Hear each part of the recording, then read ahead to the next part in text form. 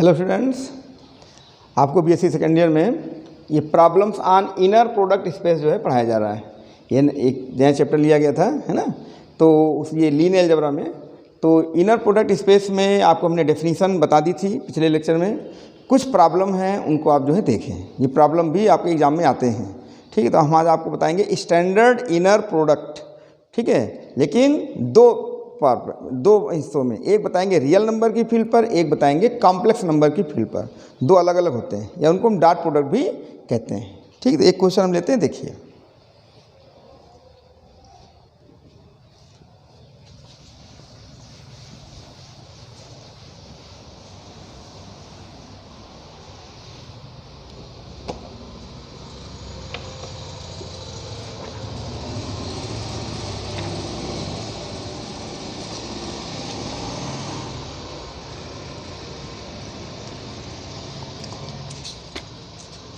एक क्वेश्चन ले रहे हैं हम,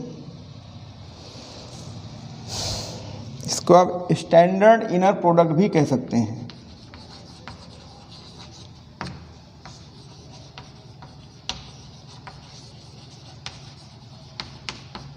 ठीक है। इनर प्रोडक्ट और डॉट प्रोडक्ट।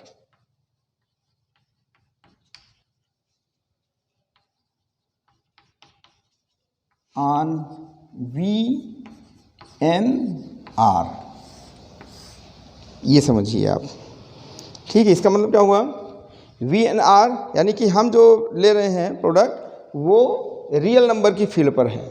इसके बाद हम यहाँ लिखेंगे VNC, C means complex number. दो क्वेश्चन इस तरह के बनते हैं, एक जैसे हैं। तो हम जो क्वेश्चन लेने जा रहे हैं उसको हम स्टैंडर्ड इनर प्रोडक्ट भी कहते हैं या डॉट प्रोडक्ट भी कहते हैं। क्वेश्चन आपके सामने पहले लिख दें तब आगे बढ़ते हैं। देखिए कह क्या रहे हैं, ये एक प्रॉब्लम है। द वेक्टर स्पेस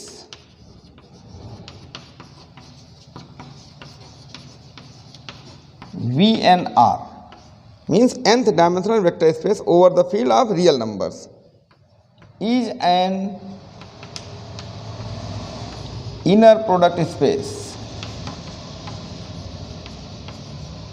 ठीक है, with respect to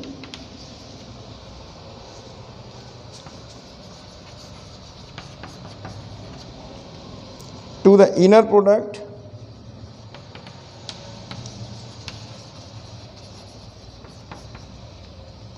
defined on. किस तरह से डिफाइंड है, x is equal to x1 x2 so on xn and y is equal to y1 y2 so on yn, ठीक है, बाई।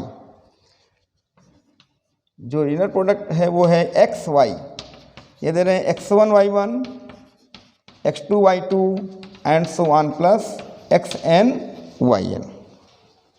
ये क्वेश्चन आपके सामने आया। तो पहले बार क्वेश्चन हम फिर से समझा देते हैं। देखिए क्या कह रहे हैं कि द वेक्टर स्पेस VNR, आपको फील्ड पे ध्यान देना है। यहाँ पे फील्ड जो है रियल नंबर की है। दो फील्ड बनेगी, रियल नंबर की और कॉम्प्लेक्स नंबर की। अगर रियल नंबर की फील्ड है तो वो यूक्लिडियन स्पेस बनाता है, तो अगर कॉम्प्लेक्स नंबर की फील्ड है तो वो यूनिटरी स्पेस बनाता है, ठीक है। ये भी आपको समझाया गया था। खैर, इसमें यूक्लिडियन स्पेस बन रहा है ये VNR is an inner product space with respect to the inner product, यानी VNR एक इनर प्रोडक्ट स्पेस होगा। कब, जब वो इनर प्रोडक्ट जो डिफाइन किया गया है इस पर। तो जो इनर प्रोडक्ट उसके लिए x ये है, y ये है, nth डायमेंशनल है इसलिए n टपल का बनेगा। फिर ये जो इनर प्रोडक्ट है वो ये है, देखिए x y किस तरह डिफाइन है, x1 y1 x2 y2 और ऐसे सो ऑन xn yn। आपको हमने तीन पास्टुलेट उसमें बताई थी जब इनर प्रोडक्ट पढ़ाया था कि इनर प्रोडक्ट बनाते समय तीन बातों का ध्यान रखा जाता है। तीन पास्टुलेट वेरीफाई कराई जाती है। पहली कॉन्जुगेट सिमिट्री, दूसरी लीनियरिटी और तीसरी नॉन निगेटिविटी। लेकिन ध्यान दीजिएगा कि वो जो कॉन्जुगेट सिमिट्री हम लिखते हैं वो कॉम्प्लेक्स नंबर के सेट में लिखते हैं। अगर फील्ड कॉम्प्लेक्स नंबर की तो लिखते हैं, लेकिन अगर रियल नंबर की फील्ड है तो रियल नंबर में कॉन्जुगेट मीनिंगलेस है, उसमें कॉन्जुगेट होता ही नहीं है। जब कॉन्जुगेट होता ही नहीं है तो हम वहाँ पर जो है केवल सिमिट्री लिखेंगे, ना कि कॉन्जुगेट सिमिट्री लिखेंगे, ठीक है। और अगर यहाँ पे सी लिख दिया जाएगा तो कॉन्जुगेट सिमेट्री लिखा जाएगा। तो ये बहुत ही महीन अंतर है ना, बहुत स्टूडेंट समझ नहीं पाते, तो इसको समझिए। अगर मान ली गलती से आपने कॉन्जुगेट सिमेट्री लिख दिया कोई दिक्कत नहीं है, लेकिन फील्ड पे विशेष ध्यान दें। अगर फील्ड रियल नंबर की है तो आप केवल सिमेट्री लिखें, अच्छा प्रभाव पड़ेगा। अगर फील्ड कॉम्प्लेक्स नंबर की है तो वहाँ पर कॉन्जुगेट सिमेट्री लिखें। बाकी दोनों वही रहेंगी, कौन कौन, लीनियरिटी और नॉन नेगेटिविटी। तो चलिए शुरू करते हैं, ठीक है। इतना पहले आप कॉपी कर लीजिए।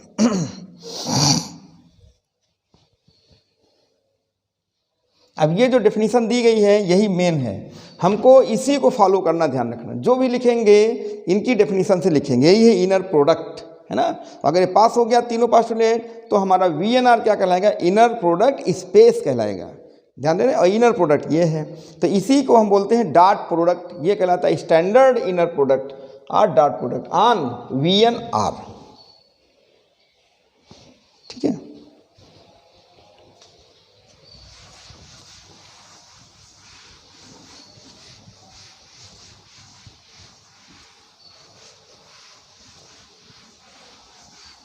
बहुत ही अच्छे से समझिए कैसे चलते हैं, और भी प्रॉब्लम बताएंगे आपको। तो सबसे पहले लिखेंगे सिमेट्री। अब देखिए यहाँ पर हम कॉन्जुगेट सिमेट्री नहीं लिख रहे हैं, ठीक है। चलिए सिमेट्री लिखिए। तो कैसे लिखेंगे, सबसे पहले हम लिखेंगे XY। लाना क्या है ये बताओ, YX लाना है। कॉन्जुगेट सिमेट्री में XY का YX बनाना होगा, है ना। तो Y कैसे बनाते हैं देखिए। तो पहले XY की डेफिनेशन आप लिखिए। तो XY की डेफिनेशन ये लिखी गई है।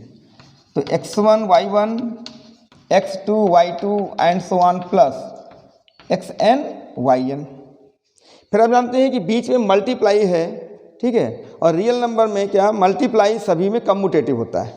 तो हम कम्यूटेटिविटी इन रियल नंबर लिखेंगे। तो इसको लिख देंगे Y1 X1 Y2 X2 and so on plus YN XN। क्या है ये, कम्यूटेटिविटी इन कैपिटल R, ठीक है, रियल नंबर में। अगर कम्यूटेटिविटी आप उसमें करते हैं तो कॉम्प्लेक्स में बनेगा, लेकिन यहाँ पे ध्यान दीजिए आप, ये आपका इतना हो गया। अब जैसे ये था X1 Y1 X2 Y2 तो XY था, तो ये उसके अकॉर्डिंग क्या बन जाएगा, YX। ये क्या था, XY, यानी सिमेट्रिक है। तो पहली पास्टुलेट आपकी वेरीफाई हो गई। अब हम सेकेंड पास्टुलेट पर चलते हैं। तो सेकेंड पास्टुलेट में क्या है, लीनियरिटी। तो लीनियरिटी हम आपको दिखा रहे हैं, पहले इतना कॉपी कर लीजिए, फिर आपको हम लीनियरिटी शो करते हैं, ठीक है। जल्दी लिखें इसको।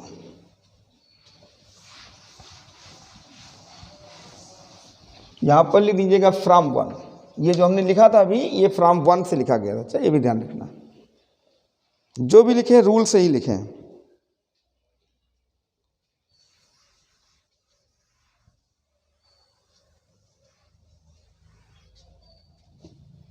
अब नंबर 2 पे हम आएंगे, लीनियरिटी। इसमें क्या होगा, ये लिख दीजिएंगे for all alpha beta belongs to real number, है ना, वी हैव। तो लीनियरिटी प्रॉपर्टी में हम आपको पहले बता दें, हम करेंगे क्या ये भी बता दें। Alpha x plus beta y comma z ऐसे लिखेंगे। तो ये आना चाहिए alpha x comma z plus beta y comma z, ऐसा हम लाके आपको दिखाएं, है ना, तभी लीनियरिटी हो जाएगी। तो इसके लिए सबसे पहले हम इस एक्सप्रेशन को पहले से रेडी कर लेंगे और जेड हम लोग अलग से मान लेंगे, फिर इसमें रख के फिर ऐसा दिखा देंगे तो ये मान लिया जाएगा, ठीक है। और इस इनर प्रोडक्ट को हम लोग फॉलो करेंगे, क्योंकि ये इनर प्रोडक्ट है। ये भाई ये एक हो गया एलिमेंट, ये तो ये इनर प्रोडक्ट, इसका हम फॉलो करेंगे, बस बन जाएगा। तो कैसे करते हैं देखिए ध्यान से। तो पहले से दिमाग में बैठा लीजिए कि हमको ये चीज़ बैठाना है। क्या लाएंगे, कैसे, alpha x plus beta y। तो alpha x means x1 x2 and so on xn, plus beta y means y1 y2 and so on yn। ये है, ठीक है। अब यहाँ पे कोऑर्डिनेट्स आप जोड़ सकते हैं, कैसे, अल्फा ये फर्स्ट कोऑर्डिनेट, इसका फर्स्ट कोऑर्डिनेट, तो कितना जुड़ेगा ये, alpha x1 plus beta y1, फिर दूसरा alpha x2 plus beta y2, and so on alpha x n plus beta y n. ये इस तरह से आपका जो है ऐड हो जाएगा, ठीक है। ये बन गया alpha x plus beta y. And now z is equal to ले लीजिए अपने ओर से Z1 Z2 and so on Zn, ये ले लेंगे, ठीक। इसको यहाँ से हटा दो, बीच में आना है, इसको यहाँ साइड में लिख देते हैं। अच्छा, ये इनर प्रोडक्ट है x y is equal to x1 y1 x2 y2 and so on xn yn, यहाँ लिख दिया हमने। अब देखिए लेके चलते हैं alpha x plus beta y comma z is equal to, क्या लिखना चाहेंगे?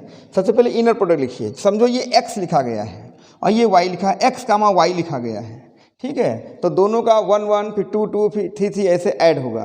तो इसका 1 1, तो इसका देखिए इसका 1 इसका 1 ये बैठा है, तो क्या लिखोगे?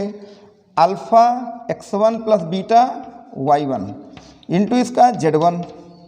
फिर लिखेंगे alpha x2 plus beta y2 into z2 and so on alpha xn plus beta yn और इंटू zn, ऐसा लिखा जाएगा।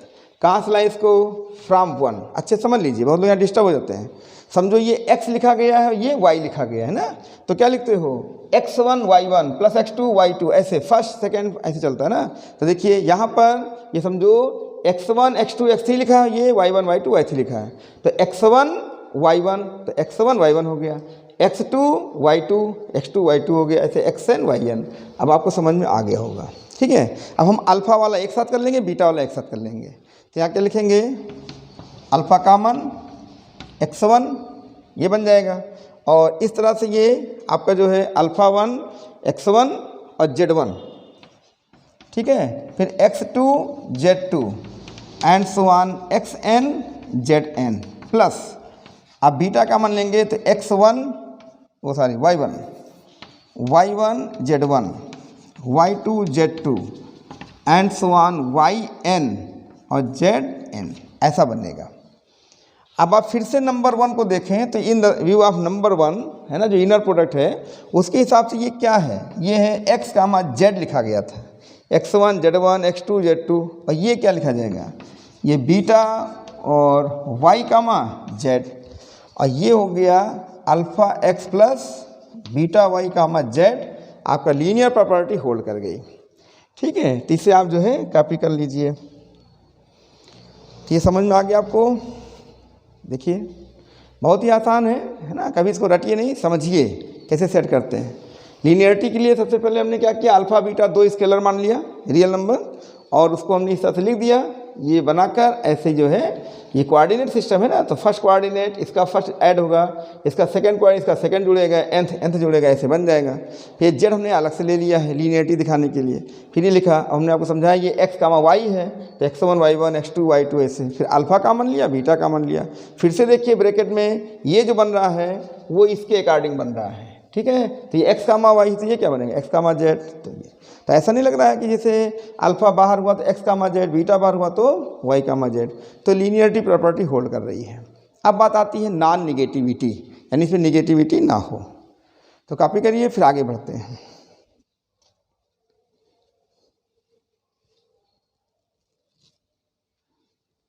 ठीक,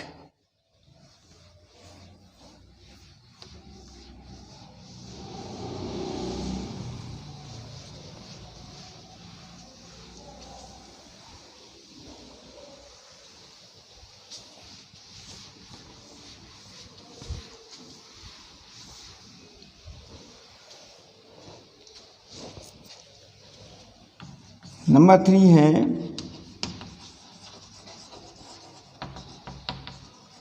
नॉन निगेटिविटी। इसमें क्या करेंगे आप लोग? सेम ले लिया जाता है, सेम x x, तो जाएगा x1 x1 x2 x2 and so on plus xn और xn। तो ये बनेगा x1 square x2 square and so on plus xn square. तो आप ध्यान दीजिए, आपने पढ़ा है अलजेब्रा में कि अगर स्क्वायर क्वांटिटीज़ हैं तो square quantities are always greater or equal to 0, ठीक है। वो कभी नेगेटिव हो ही नहीं सकती। तो ये देखिए ये स्क्वायर क्वांटिटीज़ हैं, अगर हम कहते हैं x1 x2 x3 सभी जीरो हो जाएं तो जीरो हो जाएगी, लेकिन जीरो से छोटी नहीं होगी। अगर जीरो से बड़ी है तो बड़ी होगी। इसका मतलब this is greater or equal to zero always, ठीक है, क्योंकि सम ऑफ स्क्वायर क्वांटिटीज हैं, इसलिए यहाँ पर ये हो जाएगा एंड। तो ये तो हो गया, हमने ऐसे लिख दिया। फिर मान लीजिए in case, in particular case ये जीरो हो जाता है तो इम्प्लाइज दैट इम्प्लाइड बाई, अब x ये जीरो हो ही जाता है, एग्जैक्ट जीरो हो जाता है, तो इम्प्लाइज दैट इम्प्लाइड बाई आप क्या लिखेंगे, वही है ना, x1 स्क्वायर, चाहे आप फिर से एक बार लिख दो, कोई दिक्कत नहीं, x1 x2 and so on plus xn implies that implied by this is x1 square plus x2 square and so on plus xn square, और इज इक्वल टू जीरो भी लिखेंगे इसको, ठीक है, ये इम्प्लाइड दैट इम्प्लाइड बाई। अब आप बताएं, ये sum of square quantities is zero है, देन सेपरेटली, है ना, दे आर सेपरेटली जीरो, इनमें से प्रत्येक को जीरो होना पड़ेगा तभी जीरो हो सकता है, नहीं तो नहीं हो सकता, ठीक है। तो हम यहाँ पे लिख सकते हैं कि which implies that x1 is equal to zero is equal to x2 is equal to and so on is equal to xn, ये सभी जो है जीरो हो जाएंगे, है ना, क्योंकि यहाँ पर लिख सकते हैं कि each xi square greater or equal to zero, प्रत्येक xi मीन्स 1 2 3 n सभी जो स्क्वायर क्वांटिटी है तो जीरो से बड़ी है बराबर होंगी, तो उनमें से हमने क्या लिया है, ठीक जीरो ले लिया है, तो सभी सेपरेटली जीरो होंगी, और जब जीरो हो जाएंगी तो इसका मतलब हो गया कि आपका जो x है वो जीरो वेक्टर है ना, ये बन गया आपका x is equal to zero implies that x जीरो वेक्टर होगा, तभी ये माना जाएगा। तो ये नॉन निगेटिविटी प्रॉपर्टी में आ जाता है, इसको आप कॉपी कर लें।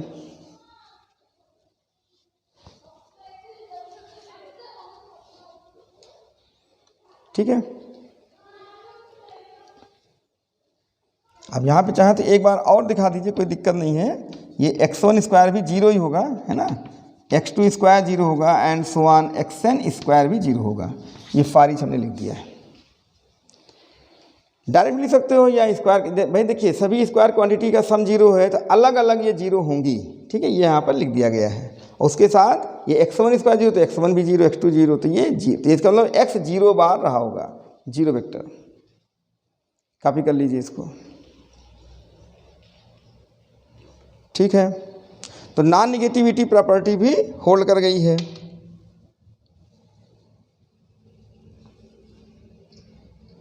तो इससे क्या क्लियर हुआ कि जो इक्वेशन नंबर 1 आपको दिया गया था वो इनर प्रोडक्ट है ऑन VNR, तो VNR क्या बन गया, इनर प्रोडक्ट स्पेस हो गया, है ना, इसको हम यूक्लिडियन स्पेस भी कहेंगे क्योंकि ये रियल नंबर पर डिफाइंड है। एक लाइन आप और बढ़ा दीजिए, बस खत्म हो गया।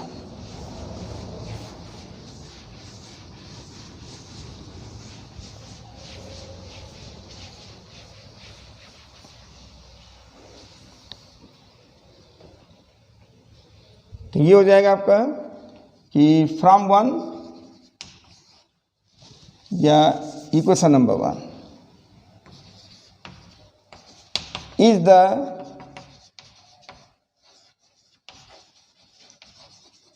Inner product on VNR, so VNR is an inner product space।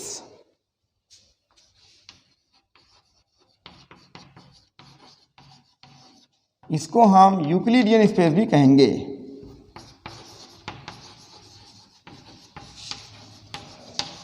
ठीक है, और अगर यहाँ पर कॉम्प्लेक्स नंबर की फील्ड होती तो हम उसको यूनिटरी स्पेस कहते हैं, ये भी आपको सब बता दिया है।